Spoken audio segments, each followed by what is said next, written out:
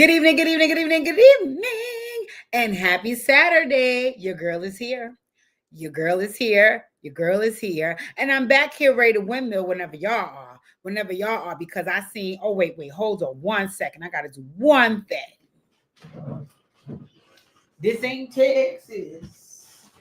You gonna hold up. Keep your guns round.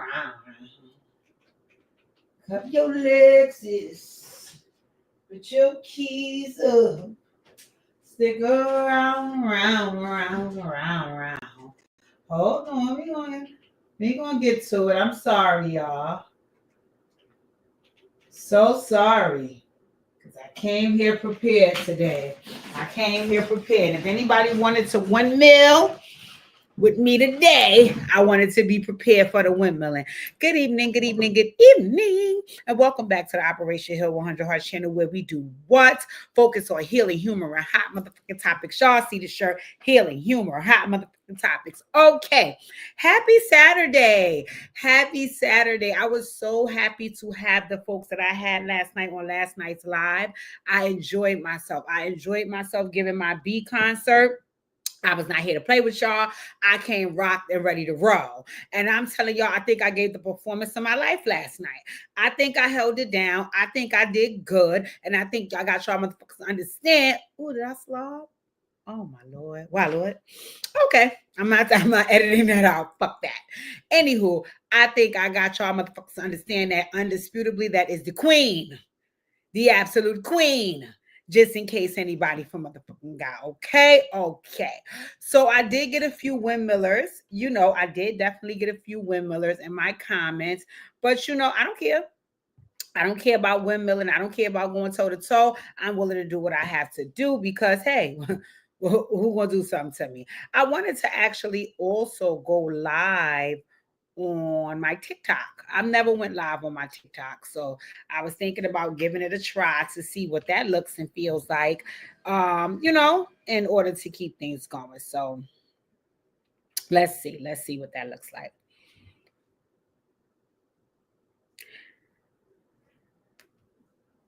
February. They make you confirm your age. What is going on here? Well, first of all, it's the 9th. Let's start there. How do you get, okay, February. Yes. So what are you guys doing on this rainy Saturday? It's very ugly out here. I don't like that. But, it is what it is. That's why I decided to go live, because I'm like, what? Listen, we don't have time for all of this. I do it on TikTok. I'm not doing none of this. Okay, so I won't be going live there. Let me see about going live on my IG. Because I wanted to, hold on. All right. I'm live in both places.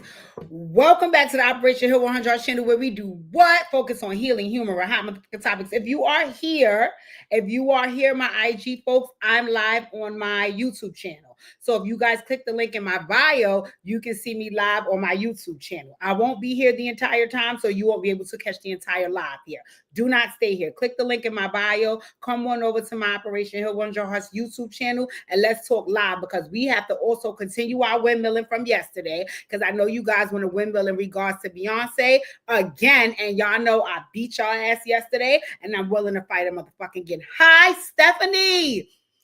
My favorite nosy neighbor. I missed you yesterday. Because I was in here windmilling, and I really missed you because I know that you said you wanted Mike wanted to come and be on the live, so I'm like, tell him to come join me. If he's home tonight, tell him I would love for him to join tonight. It's just that tonight's topics probably won't be so interesting to young people, right? But hey, ladies and gentlemen, happy to see everybody here once again on my IG. I won't be live long. I'm just here doing my YouTube channel, so I guess you guys need to tune in on over there, and I'm about to end this. Ladies and gentlemen, if you want to see the rest of this live, please head on over to my Operation Hill 100 Hearts YouTube channel, and you'll be able to catch the rest there. All right, you guys, let me just end that. Share. Okay, no, I don't want to. Absolutely not. All right. Oh, okay. So, Steph, you was at work. Okay. Hi, Lily. Happy that you're here. Like I said, we windmilled yesterday. We fought. I won. I don't want to hear shit, but I came prepared to windmill again. In case anybody got it confused, that Beyonce's the queen. The queen. Okay. Don't make me go back there. All right. We have a number of things on the docket and it got hot. But I want to first start off with the good things because you guys know I love to talk about the good things first. So we can say I like to set the tone for what's going on and so on and so forth. So let me set the tone right now. It's our boy birthday. Today is Uncle Denny Wash's birthday. Today is Uncle Denny Wash's birthday. So we want to say happy birthday to Uncle Denzel. Let's see how old Denzel is turning. Let's see how old. I think he's well into his 60s. Let's see how old my boy is turning. Denny Wash look good right there. Yes. How old is Denzel Washington? Oh my God. Uncle Denny Wash is turning 70 years old today. Ooh.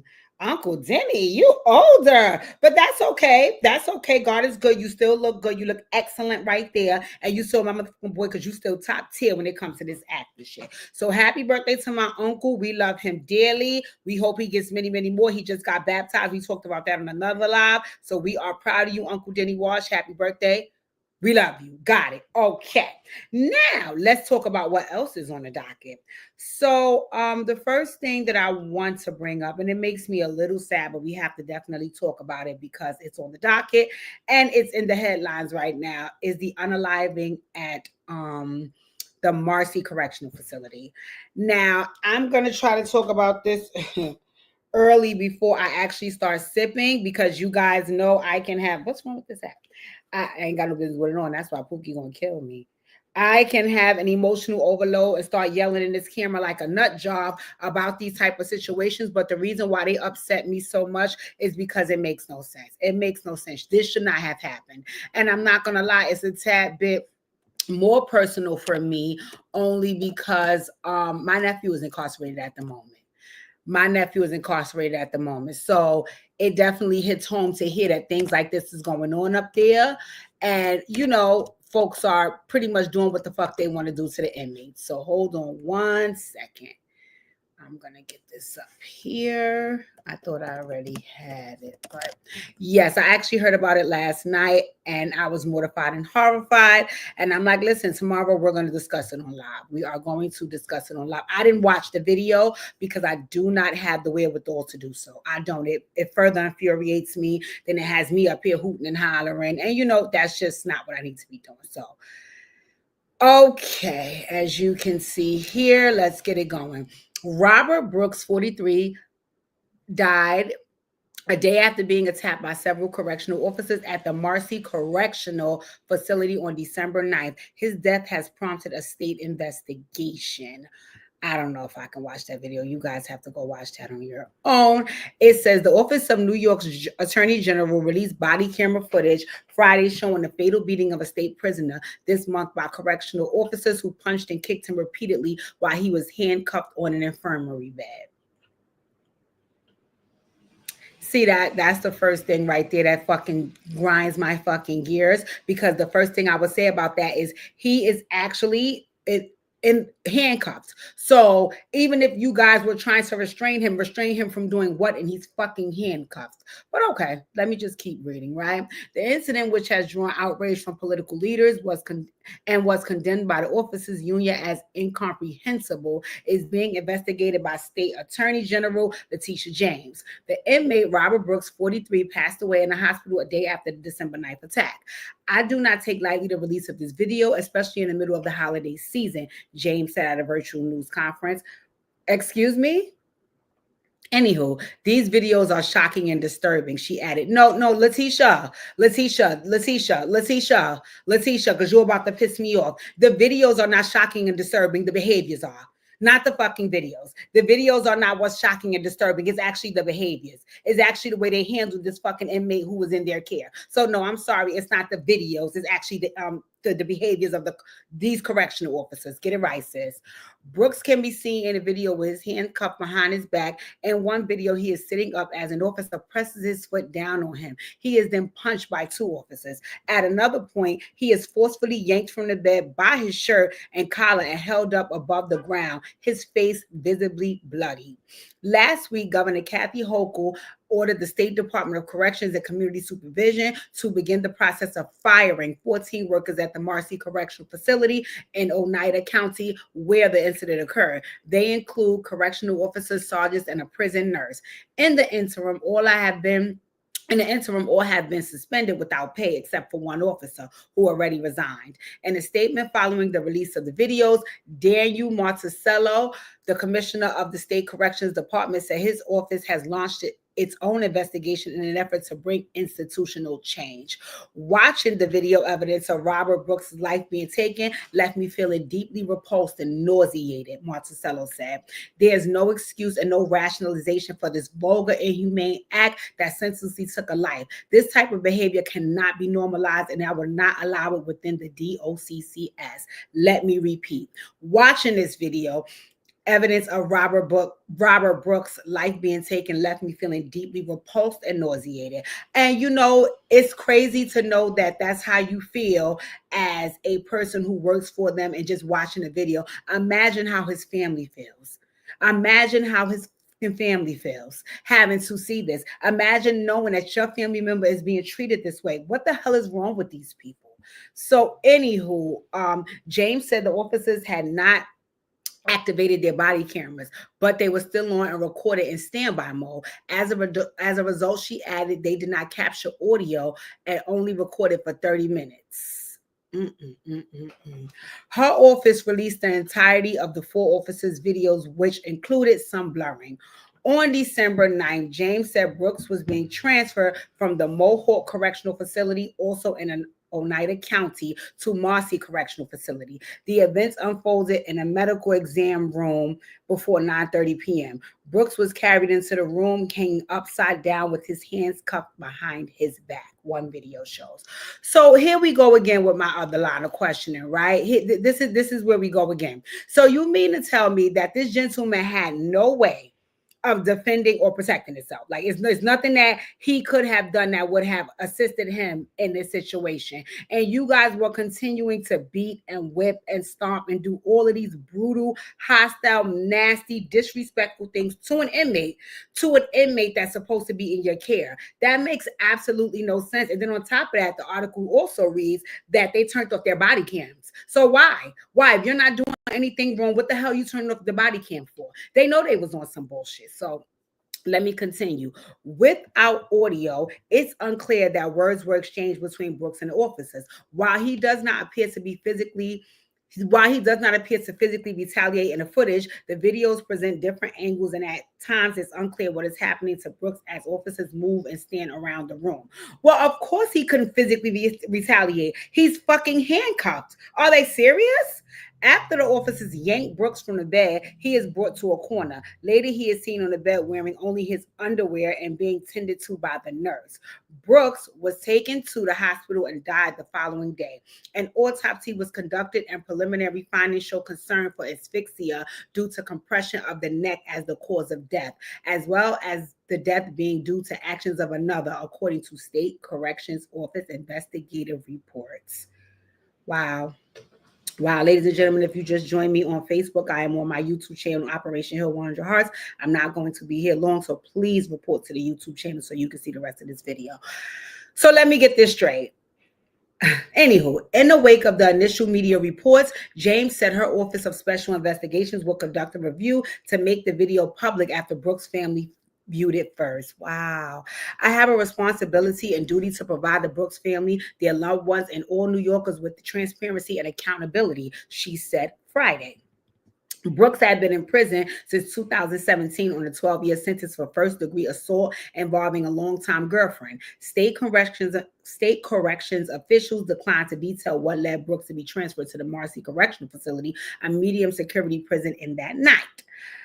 The New York State Correctional The New York State Correctional Officers and Police Benevolent Association did not immediately respond to a request for comment Friday, but the union has previously said it viewed parts of the videos. What we witnessed is incomprehensible to say the least, and is certainly not reflective of the great work that the vast majority of our membership conducts every day. The union said in a statement this week, adding what transpired is the opposite of everything NYSCOPBA, I don't know what that is, and its membership stands for. Hochul said in a statement that the vast majority of correctional officers do extraordinary work under difficult circumstances, but we have no tolerance for individuals who cross the line, break the law, and engage in unnecessary violence or targeted abuse. Let me say something about that motherfucking statement, because this is how I get annoyed. You just also said in this article that this gentleman was handcuffed. So he's handcuffed with a number of officers, not one officer. It's not like he felt disrespected by one officer. He popping shit, he's spitting, he doing whatever he needs to do. It's a number of officers and he's handcuffed. So to say that they have no tolerance for individuals who cross the line, break the law, and engage in unnecessary violence or targeted abuse, how could he do any of those things and he's fucking handcuffed and it's him versus 6, 7, 8, 9, 10 COs? So that makes absolutely no sense. But I'll continue. Marcello said the agency has expanded its body camera policy effective immediately, requiring all officers or correction officers to have their cameras activated anytime they are engaging directly with inmates. So this is my question. What was the rules before? Hi, Sayudi. What was the rules before? Because if the rules are now actively that you have to have on your body cam footage when you're engaging with inmates, what was the rules before? That wasn't the rule before. Why? If that's the case, what the fuck is the purpose of having body cams? Oh, God. Anywho, the Correctional Association of New York, an independent prison oversight group, released a report last year after monitoring the Marcy Correctional Facility in October 2022. The report noted complaints of rampant physical abuse by staff members, with 80% of incarcerated people reporting having witnessed or experienced abuse and nearly 70% reporting racial discrimination or bias. Brooks' family thanked Hochul in a statement this week for taking action to hold officers accountable. We cannot understand how this could have happened in the first place. The family said no one should lose a family member this way. You know, this is sad. This is sad. This is really, really sad. This is extremely sad. This is extremely extreme. This is sad. This is sad. And you know what's so crazy? Ladies and gentlemen, I am currently on my YouTube channel and I'm ending this live here on Facebook. So if you want to continue to hear the rest of the hot topics, please go to my YouTube channel, Operation Hill 100 Hearts. Thanks for tuning in. You know what's really, really sad? You know what's really, really sad, right? Is that you guys know, and I'm not trying to be shady when I say this, but you guys know that I talk a lot about karma. I talk a lot about karma. I'm a true believer in karma. That's just me, right? And something that I found very, very interesting is that they said the young man who was unalived by the correctional officers, because technically they assaulted him, right? It also said that he was incarcerated because of assault. So I'm going to look up his case a little more, because while I am not by any means trying to say that he deserved to get treated that way by the COs, it brings me back to some of my thoughts that I always have, which is karma don't miss a living rat's ass, if that's the case in this situation. Let me go to the chat. Stephanie said monstrous. Hey, Sayudi, she said it was no point for any of that shit they did to that man. None whatsoever. None whatsoever. But you know what I'm learning? That when you get the opportunity to take advantage of a situation, and when you're a person that yearns for power and authority, this is the type of shit that you do. This is the type of shit that you do. And I find it sad.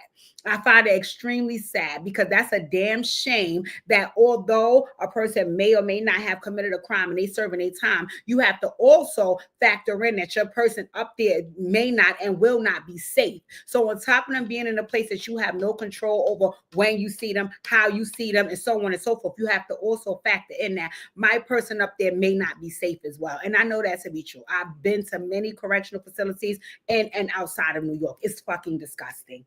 It is disgusting. The manner in which they treat the visitors is disgusting. Right, Kazalin? Disgusting. I've been. Disgusting.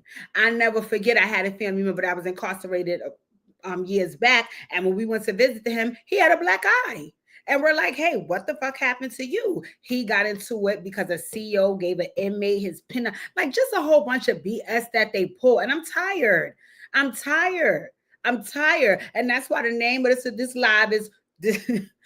Let me not laugh, this is serious. The name of this live is The Truth Is I'm Tired Edition, because it's a couple of things that I'm tired of. And one of the top 3 on my list is oh God, I am tired of the folks in authority and in law enforcement. I'm tired. I'm tired. I'm tired of what I see people, the officers doing the train. I'm tired of hearing these stories about what take place in correctional facilities. I'm tired of seeing how they harass people in their cars on the street. I'm tired.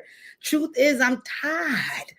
I am. And what happened to that man at Marcy Correctional Facility? I truly, truly hope that after, because they said that the first steps is they was getting them fired. And then after, they need to be pressing charges. They need to be pressing charges because what that was excessive. But in my opinion, that's how I see folks in law enforcement deal with people. I watched a video a couple of months ago, and this is of one of my very good friend's little brother.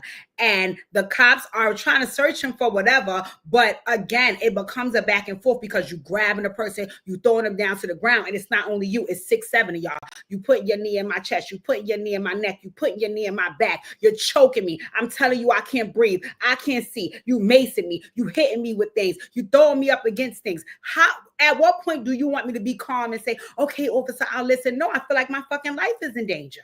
It's not fair. It's excessive and it's consistent.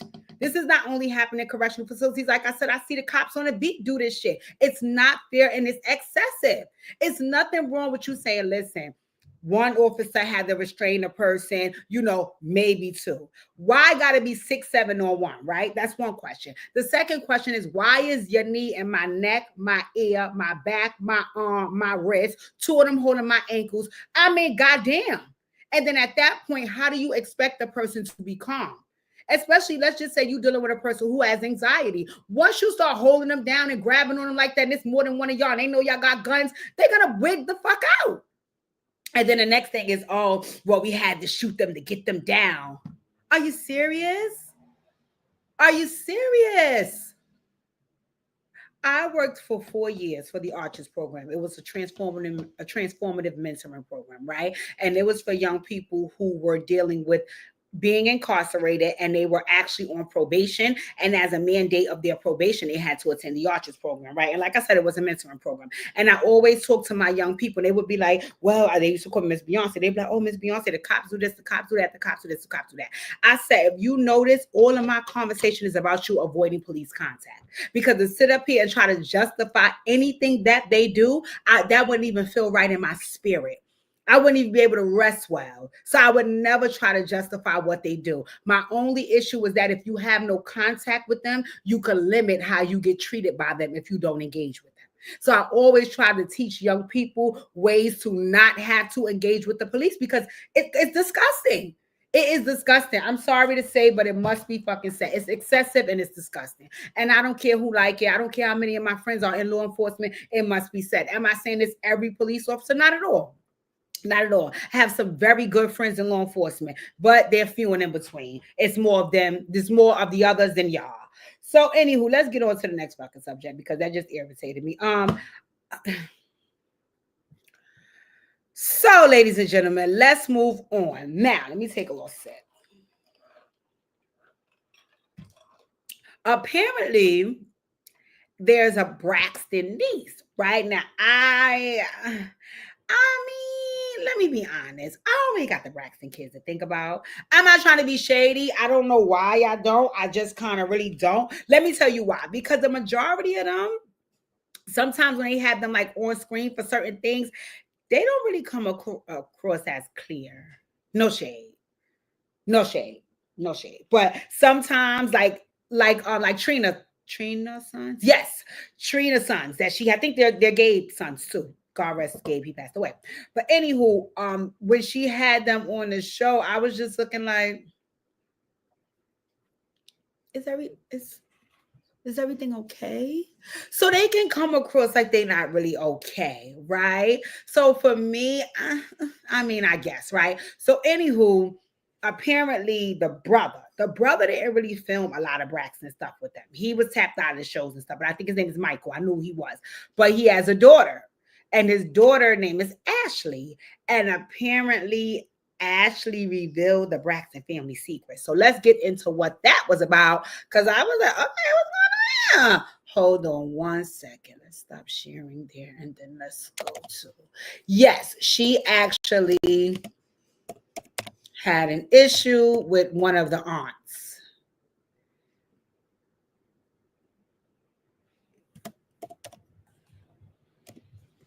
Hold on, you guys. And I believe I found out which aunt it was. Lord, I said, truth is, I'm tired. Oh, Lord. Okay, here we go. We can look at Lipstick Alley.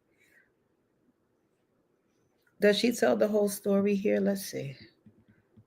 Okay, I'm going to try to see if I can let you guys hear. Hold on one. Hold on. Hold on. Sorry, you guys. Yeah, I was like, wow. This is, oh, let's see. Share screen. Hold on one sec. Hold on one second, guys. Okay, what is this? Absolutely not.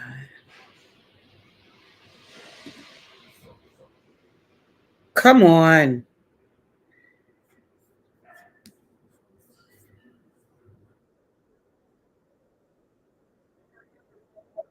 This is not the story.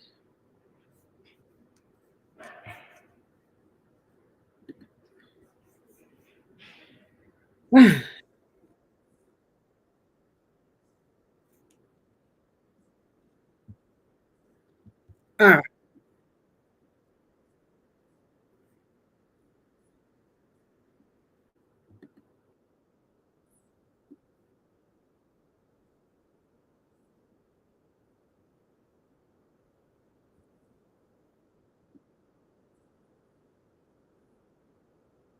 Mm.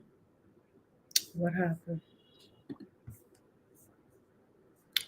What is the deal here? I'm trying to show you guys the real deal, Holyfield. I don't know. I don't know why it's not showing it. I don't know. Maybe I can show you guys here, but it doesn't show me. So, anywho, the moral of the story was she had came forth and she was basically sharing that one of her aunts, one of the Braxton sisters, they don't affiliate too much with her because she had the aunt made an assumption that she leave me alone with this. Okay, I think I have it.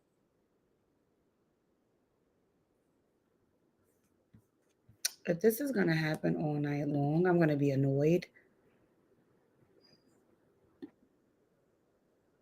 Because they think that I, at the age of 16, did something with her partner at the time. And I have been a nervous wreck to talk about something like this and to tell this story. A, because of my family, B, because I don't want people, it's not to hurt people to tell my story. But at the same time, I've been working through this so much in therapy, and this is something that goes way deep to my core in terms of worthiness and how I feel about myself. And it's been such a journey. It's that moment of my life where I have to fully confront it and face it and talk about it, but talk about it because I also want to shed light for the women and the men and anybody who has gone through something like this, where you were underage and something in that sort of manner happened in terms of that sort of word of abuse. And I feel like I have to be careful with what I'm saying here because I don't want to be banned from talking about these situations, but also we kind of have to talk about it. I'm also not very good at storytelling and I'm new to all this. And I'm also trying to get ready at the same time and tell a story. And I feel like the story is quite complicated and detailed. So bear with me here. But yeah, so one of my aunts does not talk to me because I guess she felt like I did something with her partner at that time, and nothing happened, but I'm gonna try to tell the story quickly and also not name any names. And so I was with this aunt for the summer with my sister, and I can't remember how much time had passed since we were there in the summer for a little bit of time to when we got home. And when I think it was my stepmother was going through my phone and she found this conversation, this sort of conversation. And she showed it to my dad, and my dad called that aunt and we spoke about it and we talked about it a little bit. And I remember just a lot of emotions, was a lot going on. I was 16 at the time and I'm 32 now. I had to think about it. I'm 32 now. And so, oh my God, it's been 16 years. This is wild. Anyway, okay. So yeah, my aunt was there for me. She was very kind and very nice. It was like, I'm so sorry that this happened to you, blah, and not blah, but she was very kind and it just felt like safe, you know? But then as the years have gone by, it's like that mood and that assumption that I didn't do anything because I was a child was not that assumption anymore. And it boggles my mind because it was like, wait, but if it happened or if it was true, then that would make him, you know, and like, you're okay with that? Like that's what you would like to hear? I would just never forget how when I got older, I just realized that I really had to take the time and go back to that part of my life and understand how much feeling like I didn't matter, that I was unworthy. It just felt like love from my family was just cut off and gone. And you're like, but wait, that guy? And it made it even worse because it was like, wait, this guy that was doing this to you on TV, and like, it's kind of in cohorts in the same spirit of what was happening. Not in the same cohorts, in the same spirit, but like, you know, like it's so painful. And I know that the ladies, the men, everybody who has experienced this sort of feeling when your family doesn't believe you, or when you're at an age where you shouldn't have ever have been put in that situation to have to navigate it. And however you navigate it was however you navigated it.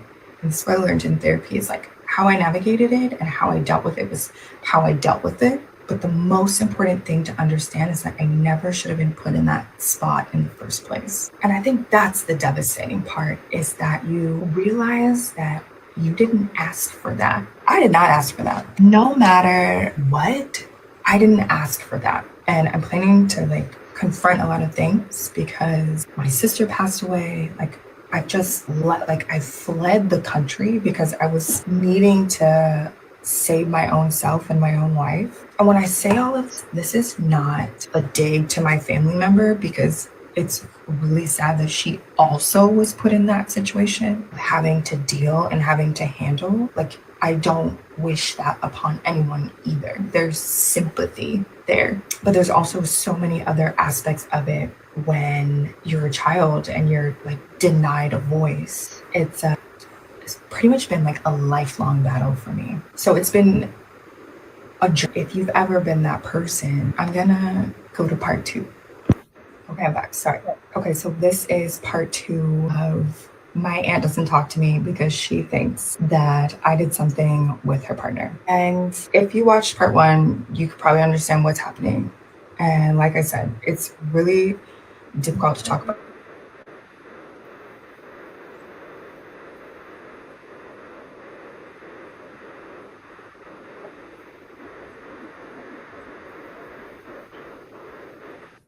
Okay, so hey Daya. Hey Daya. Yes, Steph, you are 100% correct. I did also hear it was Gabe, right? And it's very important for me to make young people feel safe. You know, I have been in the field of servicing young people since 2008, right? And when I first started servicing them, I wasn't about nothing but about maybe 5, 6 years older than the population that I was servicing, right? And it's very important for me to make young people feel safe, right? Because that was one of the things that my mom she centered her life around. My mom was the type of parent that she was, because one of her main goals was to make us feel safe. And I'll share a story with you guys, and I'm only sharing it because I'm learning in my own healing journey that I have to be mindful of telling stories that are not mine to tell. But I'm only sharing this because my mom has shared it publicly, because I would never, right? My mom has shared a story, and I'll just give you a very short version because, again, I would highly doubt she would want me to go into detail. But she shared how when she was younger, she was abducted, right? And I didn't know any of this until, I don't know if you guys are familiar, until I started doing Healing Hearts mixers. If you went to a Healing Hearts mixer, drop a heart in the chat. I know you guys missed the mixers. I'm going to bring them back. But anyway, at one of the mixers, and this is one of, I want to thank God for my gift. I want to thank God for my gift, because my gift allowed me to give one of the people that is the most important people in my life a voice to share something that she had never shared with. She only shared with 2 people in this lifetime, right? So it made me feel so good, right? So anyway, at a Healing Hearts mixer, I was there breaking the fourth wall and extremely proud of myself to get people to open up in this space and so on and so forth. And hey, Linda. And when we went on a break, because sometimes at the Healing Hearts mixers, it's like an emotional overload. So I would give folks breaks to go out, smoke, get a drink, do what they drinking during the time, do what they get a breather, because sometimes it's so many emotions being shared in those moments that you kind of feel overwhelmed. So we were outside in the break, and I never forget this shit. God rest her soul, Nina Black. Me and her were outside having a discussion, and she said, my mom came out, and she's like, Deej, come here for a second. So when she pulled me to the side, she said, when we come back from break, I want to share something. So I'm like, okay, because my mom we're different, right? I am my mom's most outgoing kid. Me and my sister Chileeeee, I feel. My mom is not that outgoing. You have to know her, right, to know her personality. She's not going to be online, on camera. That's not her thing, right? So when she said she wanted to share whatever she had to share in front of everybody, I was like, okay, great. Because you never really share a lot, right? So at least not with the public. So great. And this mixer was filled. I think Sayudi, I think you were there. Steph, I think you were there. So she got up when everybody came back and she shared the story, right? So all of my siblings were there. And we all started crying because we had never heard that story, right? But it explained a lot about the type of mom that my mom was. My mother was hell bent on making sure that we didn't talk to strangers. We didn't go anywhere with anybody. Like, that was her thing. And we used to be looking like, Mom, what the fuck is wrong with you? Like, we're not going to go anywhere. We know the routine. Don't talk to strangers. Don't go anywhere with anybody unless you tell us to. Like, we were just exhausted with her drilling this in our heads. But when she shared that story, it was like, wow. So that's where all of that came from. That came from being in a situation where you were not safe.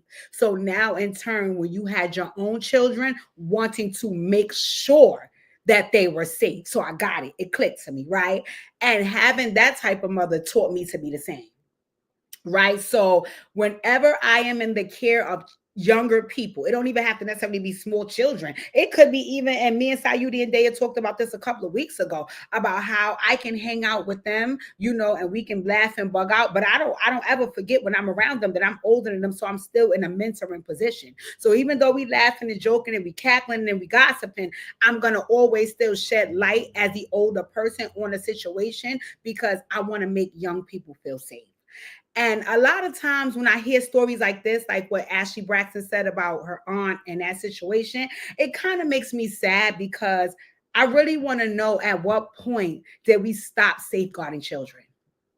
You know what I'm saying? I honestly want to know. And I know that's a bigger discussion than for this live, but it's something I genuinely want to know. Like, I want to know, when did we stop safeguarding children? Because what I'm learning is that a lot of people leave their young people out there to fend for themselves. Then they act confused when the young person is like, listen, I felt alone. I was like, I couldn't do this. I felt whatever they felt. And the parent is just like, well, okay, I tried. I'm not saying you didn't. But I think the young person is also sharing that you may have been unsuccessful, because look at the story that they're telling. right? So I just want to get back to a place where we are safeguarding children. And what the young lady shared about her aunt not speaking to, I think that's disgusting. I think it's disgusting. I think it's disgusting because I'm here to tell you I have 3 nieces, right? You know, and I love Pookie. I think Pookie is an amazing guy. I know how much he loves young people, you know, and I don't think there's any chink in his armor when it comes to young people. But if one of my nieces shared with me that they felt uncomfortable in his presence, he would be no longer present. Okay, no shade to my man. I love him to death, but he does not supersede my young people, especially the ones that I'm related to and that God gave to me. So if my young person shared with me that they felt uncomfortable in the presence of somebody I put them around, that person would no longer be around. It would be no more questioning of the, well, what happened and how it went, and tell me the whole story in front to back and no, that little girl is fast. So maybe she, no. And again, if I find out in the future that it's the young person's fault, hey, I'll just have to find it out in the future. But in the meantime, I have to safeguard this young person. And if they're telling me they feel uncomfortable by somebody I brought around, they're no longer around. They're no longer. It's as simple as that. I don't know. No, it's no discussion. It's very clear cut. That's it. So, you know, it just makes me sad to hear that the aunt pretty much ousted the niece, you know. And again, I see, you know, she's married to the man, she have children with the man. So it I could see her trying to make it work, but absolutely not. Absolutely not, because then you have to think about your own young people, right? So it's a lot that goes into that. And am I saying that, you know, some things, I don't know. I know me personally, if the person I brought around made you unsafe, the person ain't around no more. It's just as simple as that. Steph said, agreed. And Daya said, these women are broken and depressed and looking for love. And you know what's also another crazy thing that I have learned as well, like to piggyback off what Daya said, is that, you know, a lot of times too, again, these people want these spouses around. You know, they want these spouses around. And you know what's sad? Gabe them went on to glory. Gabe them went on to glory. So whatever inappropriate text messages or whatever inappropriate things that took place between him and that niece, honey, he ain't here to tell it because God has sent him on home to the maker. So it's crazy. And again, it goes back to, I'm not saying that whatever took him out should have took him out. I'm just saying, I wonder, does it have anything to do with the karma? You know what? Let me not go back into the karma because the people are going to be cursing me out. All right. But I just wish that we get back to the era where we're protecting young people. That's all. Speaking of protecting young people. So I don't know if you guys are aware. I love PnB Rock, right? I love PnB Rock. I love PnB Rock. God rest his soul. Him and young people like Pop Smoke and stuff. I love them. I think they were talented entertainers. I think that they definitely left their imprint on the music industry. And also, you know, just I like to see young people progress and move forward. And I think they were so good at what they do, right? Unfortunately, they were unalived, right? So we discussed before about the baby mother coming online to discuss her disdain for the new baby mother, right? I have no desire to get in baby mama, baby father drama because I'm not a baby mama. And I'm learning on my healing journey. Another thing that I'm learning is to not engage in conversations or situations that I have no experience in, because I'm just speaking out my ass because I've never been through it. So when it comes to baby mamas and baby fathers, I'm like, okay, girl, I hear you. What's irritating about this situation, right, about PnB's first baby mama? Because that's the issue. He has a daughter with a young lady, and then he has a daughter with another young lady. And the second young lady, she feels as though her and PnB Rock was a couple, right? She was actually there when he was unalive. The first baby mama hates the second baby mama's guts, right? And while I don't know the ins and outs of the story, what I do know is first baby mama, we is tired, girl. We is tired. We is tired. Now, the first thing you did is that you came and you went up there talking your shit about the second baby mama, right? Okay. We let you talk because, again, you the first baby mama, she the second baby mama. We don't know what y'all was going through when PnB was here. We don't want to discard that. So we was like, okay, good, talk your shit. Nobody really entertained that, so then she doubled back with the daughter. And the daughter talked her shit. We was like, okay, the daughter, okay. So I guess that didn't hit hard enough. So now she triple back with a new story. She's up there saying now that PnB really had another woman that he wanted, and he never wanted to say. First baby mama, this is my only question. If you don't want him, don't care about him, and really and truly he's dead and gone, he done went on the glory. If he was with somebody else and cheating and lying and stealing and doing whatever he was doing to the second baby mama with who you can't stand, can you please tell me why is that disgusting? It's meow. Rest up. It's the holiday season. Get you some rest. Get you some rest, ma'am. Ma'am, get you some rest. Because going on the internet every single day to fight with a woman about a man who's dead and stinking and neither one of y'all don't have, ma'am.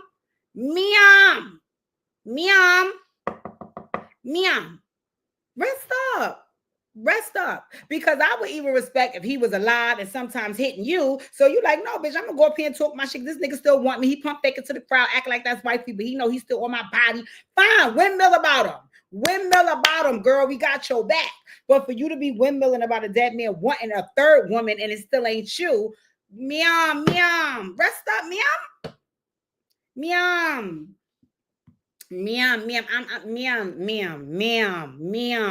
It's exhausting. And I'm gonna tell you something that really, I'm not gonna lie, I'm not a fan of. I know that people do it, but it really sickens me to my core, right? If you don't have a relationship with a person, right, because you feel as though they wronged you, I'm not against you not liking them, not wanting to be bothered with them, not fucking with them, and not wanting to even hear their name. That's cool. What I do have an issue with is that obsession that people tend to develop about the person that they dislike. So their whole life becomes about that person, right? And I will never forget, I was cool with somebody at a time that used to do that. They had an issue with a person. And again, because I was cool with them, I would have allowed them to vent about the person, right? I'm like, okay, yes, no, that person pissed you off, that person upset you, talk your motherfucker shit. I'm not mad about that. But then we got to like day 366 and I was like, I'm sorry. This much obsession about that person is unhealthy. It's unhealthy. It's very, very much unhealthy. And PnB Rock, first baby mama, I'm not here to say whether you should like the second baby or mama or not. I don't know what y'all been through, so that's not my business. But the obsession that you have with her is very, very unhealthy for you and the daughter, because you're also projecting that on your baby too. Because everything she said on her live, y'all sound like twins. Right. And while I'm not saying you have to like the young lady, your daughter has to have some relationship with her, because your daughter and her daughter are sisters. So to keep pumping into your daughter or exposing your daughter to what you feel about that young lady, which is a negative obsession with her, it makes no sense. And I don't suggest that anybody do that. Anybody. If you dislike a person, they have harmed you, they have hurt you, there's nothing wrong with having feelings about them. But when you find yourself becoming obsessed with them to a point you cannot stop discussing them or addressing them, you need to seek help. You need to seek help, because it's nothing wrong with you. You never have to like the person. That's fine. But it's very, very strange to keep obsessing over the person, and you don't like them, can't stand them, don't want to be around them, and hate their guts. So what are we discussing them for, and what are you obsessing over them for? You know, and I don't even care if you obsess over, like, case in point, if the baby mama was obsessing over PnB Rock, I would be like, fine, you had a baby with him, you can do that. But to obsess over the other woman, that doesn't benefit you in any way. So what are we doing it for? And it's constant and repetitive. Truth is, I'm tired. So while PnB Rock, my first baby mama thinks she's killing the game and that's a flex, and it's not a flex. It's actually very scary you know, for you to continuously discuss this girl, because even if she is somewhere continuously discussing you, at least she has the wherewithal to know not to do it publicly. Watching you go online and try to discredit this girl day after day after day after day after day after night after day over a man that is no longer here. Truth is untied. Options of you. I'm tired. I'm tired. This is the We Tired edition of Late at 6. We tired. So we asking you nicely, please PnB Rock First Baby Mama. If you do have something to say to or about the woman, do that privately, because truth is we tired. I'm keeping it real. We tired. Let's go to the chat. Daya said it be the ones who ain't have parents or real love growing up, making they man they God. Wow. That is, I definitely can understand that. Daya. And Steph said, I'm sick of her. Okay. We didn't discuss that. I don't know what PnB Rock Baby Mama gonna do. I'm just tired of seeing it. Another thing is we have your girl Royce Reed. So Royce, oh my God, Royce. Oh, look at my favorite nosy neighbor. Hey, Tifa girl. Okay, Royce Reed. Truth is untied. Options of you. I'm trying to pray. Oh, but where are you? Royce. Royce.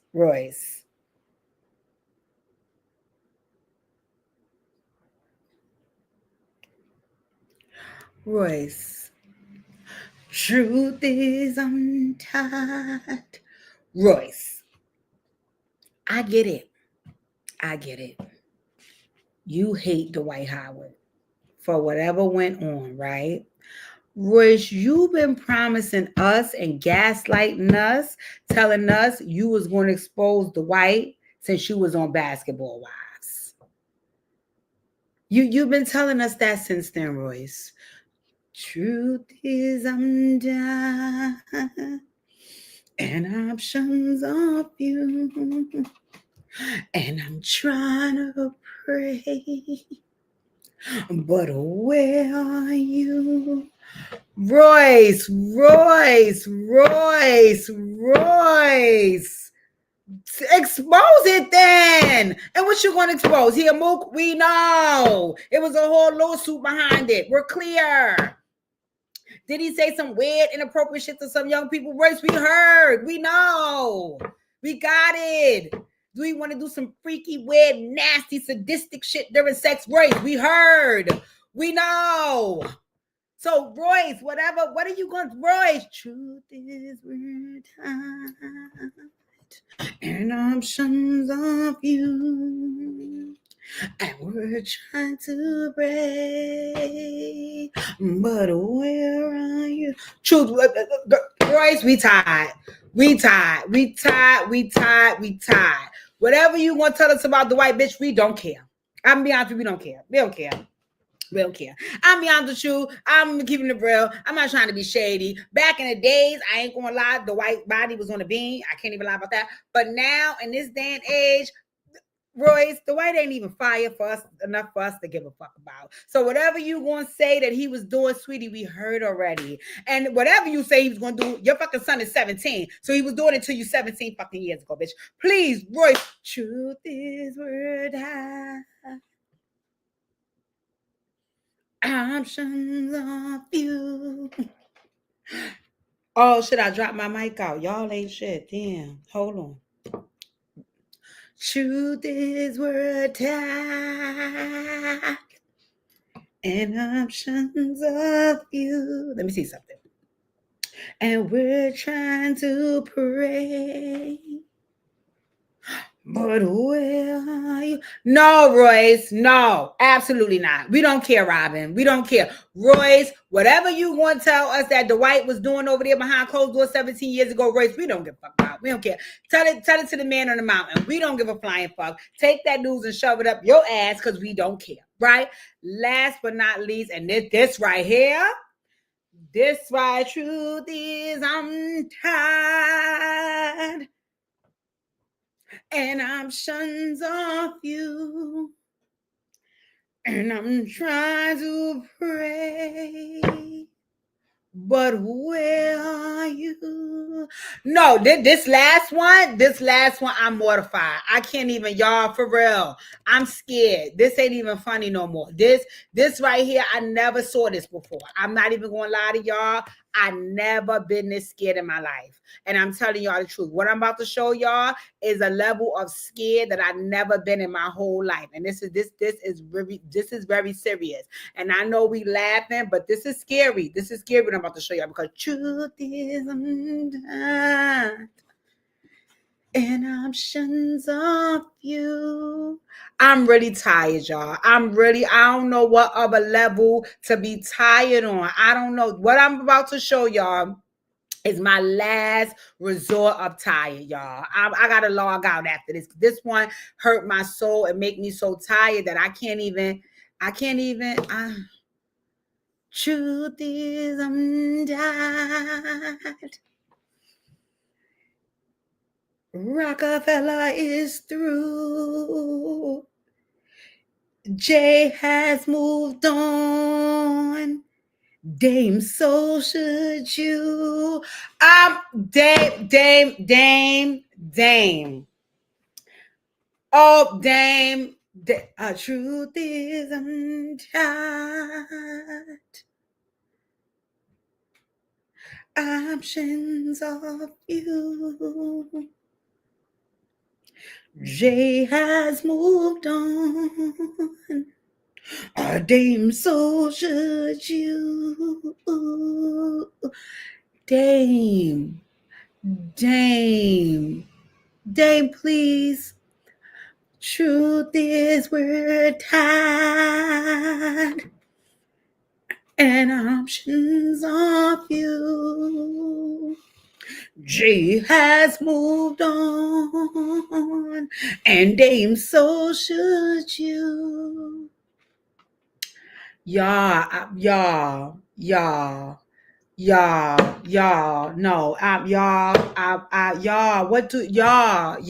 what these bitches want from a nigga? Y'all, truth is undone.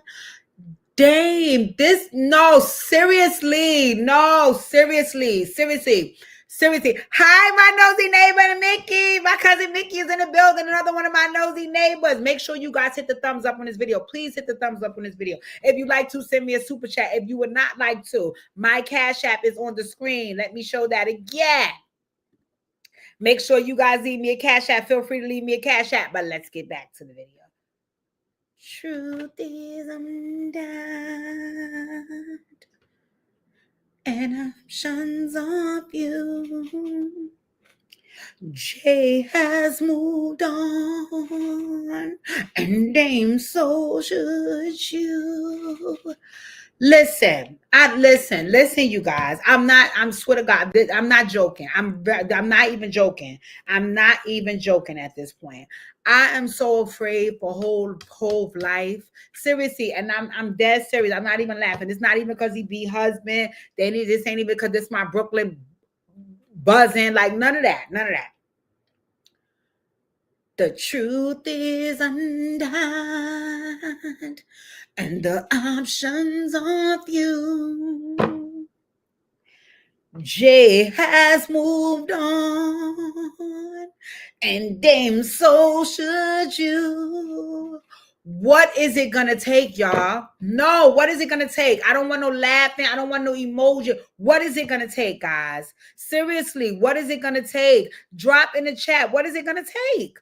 What is it gonna fucking take? Because Dame, what the fuck? Yo, I seen like 3 years ago, right? He was like, listen, I only talk about Jay because every time I go to an interview, people ask me, Dame, I want to tell you something, right? And I'm living proof. I'm not telling you this to BS you. I'm telling you this because I'm living proof, right? As long as you continue to answer, my nigga, is as long as people won't continue to ask. I'm going to tell you what you do, Dame. I'm going to give you the blueprint so you can get past this if you want to. Because, Dame, I don't think you want to. I think you like that truth is we're tired and options of you. We're trying to pray, but where are you? I think you like the fact that they asked you about Jay. It gotta be that, right? But let me give you, if you dead ass about not wanting to discuss the gentleman anymore, this is exactly what you said. When they bring Jay name up, exactly, you let them say all of it, you let them talk. Soon as they get to you to answer, you say, well, listen, I thought you called me here to talk about me. If you want to talk about a next man, you got to speak to that next man. That's it. And you end it right there. Right there, Dame. Dame, you saw what I just did, Dame? You saw what I did? I helped you not say nothing negative about Jay. I helped you not be shady. I helped you just cut it off at the pass, and that's it. That's it. But Jay, Dame, every motherfucking time I see you, the truth is I'm tired.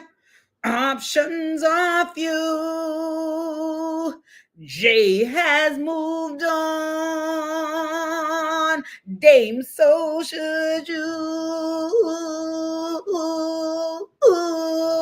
I'm tired, Dame. I'm tired.